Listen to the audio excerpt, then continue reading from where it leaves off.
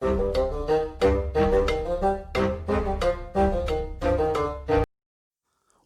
to the Criticulus. I'm the Monk, and today we are doing a review for Final Fantasy VIII.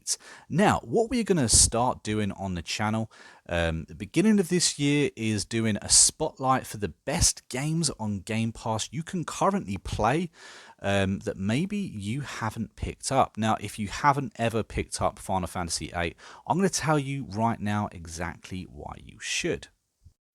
Final Fantasy VIII is a role-playing game. It's actually one of the first JRPGs to hit it big in the West. With the open world and inventory mechanics paired with attributes and turn-based combat, it all helped it to make Final Fantasy VIII one of the deepest games of its time. In Final Fantasy VIII, we follow Squall, a cadet in a military academy. We follow him as he tries to become a member of Seed. He makes friends, falls deeply in love, all while battling a powerful sorceress. In a world full of magic and guardian forces. This game has been published and developed by Square Enix. It's currently on the Switch, the Xbox, the PC and the PlayStation. Now, it was originally released on the PlayStation. I believe you could also get it on the PC. But this was the first time, this remaster was the first time we actually got a chance to play it on the Xbox, and it's currently now on the Switch as well. Now, this game was an absolutely massive hit way back when, and we've been dying for a remaster for so long. But would you Adam and Eve it, they actually lost the code. And according to them, they had to Frankenstein this game from the PC version. Now, I've got to say, the remaster doesn't really change too much. You know, this game is pretty much exactly what it was when it was originally released. They've tweaked a few little things, but they have pretty much left the game as it was. And I'm grateful for it as well, because honestly, I love this game. I've played this game for many, many hours. I think the last playthrough I done took me almost 40 hours to complete this game. And we are talking about a game that came out in 1999. That's over 20 years ago. This was originally released on 4 separate discs. You know, when I say this game was deep for the day, it was deep for the day. This game went into depth that other games just simply didn't. Not only was the actual mechanics in the game so complicated, it even had a working minigame within this game, which was actually a lot of fun to play. I know many Final Fantasy VIII fans that spent a lot of time going around collecting every single card towards this card game they could find within the game, and there was always one or two that they just didn't know how to get, and you had to, like, you know, kind of talk to your friends and find out, you know, oh, you know, how did you get it, that type of thing. And it's simple little things like that that just step this game up and make it just an absolutely tremendous game to play. Now, of course, you can't really talk about Final Fantasy VIII without mentioning Final Fantasy VII at all. But this game took everything that was great about its predecessor and stepped it up a gear. You know, including the graphics, when it comes down to the mechanics, even the love story, it tried to build upon everything that Final Fantasy VII offered and do it just that much better. And for many, maybe not for all, but for many, Final Fantasy VIII was the best Final Fantasy game that has ever been released. You know, let me know down in the comments what your best Final Fantasy game is. I'm sure you have played a Final Fantasy game. I think, you know, for a lot of gamers, a Final Fantasy game was kind of part of their childhood. And if you haven't yet played one, I would honestly pick one up, because at the moment, you can get them pretty much on any console, which has never happened before. And on Game Pass, I believe we've got 3 of them at the moment. No, I'm sorry, we've actually got 4 Final Fantasy games at the moment on Game Pass.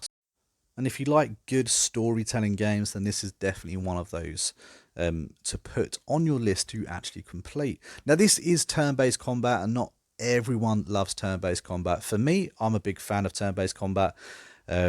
I like that they didn't tamper with it. I like that, you know, when they did remaster this game, they literally just copy and pasted everything they could, because this game wasn't broken back then, and it isn't broken now. In those 40 hours that it took me to complete this game, I didn't dashboard once, it didn't crash out. The music is still as memorable as ever. And so was collecting all the Guardian forces, all of the monsters that you could actually command within the game and summon. I think hunting them down again for me was such a big part of this game because they were almost completely optional. You really only ever needed to have one or two of them. The rest of the Guardian forces within this game were almost completely optional, meaning you actually had to go out of your way to track them down. I think it doesn't stretch the imagination too much to say that this game was seriously ahead of its time.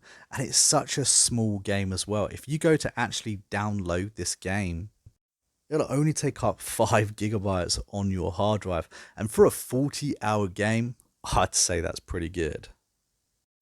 Now, I know I've mentioned about how deep this game is, and for people that aren't hardcore gamers, they may be put a little bit off by this, but the remaster goes a long way to help out with that. They include ×2 speed, they include you being immortal, they also include you having specials every single time. So, this game is accessible at all levels. I know when I played this game, I don't know, when I was a kid, like I would have killed for those kind of cheats just to be able to click a button and be able to whiz through the hard bits in this game just to enjoy the story, because the story in this game, it is really good. It has you at the edge of your seat sometimes. There are some really sad moments, there's highs and lows, and it's just a great enjoyable experience all round, really. Now, I try not to come across too much of a fanboy when it comes to, Final Fantasy games. I mean, I am a veteran in Final Fantasy games. I do love to play them. I am, genuinely a fan. The graphics may not hold up today. It's not as pretty as a lot of games around, but what this game does lack in looks, it definitely makes up for in actual content. And this is content that you don't have to go and buy in a store. This is content that you don't have to go get in a loot box. This is just hardwired into the game. Everything you get is everything everyone else has got.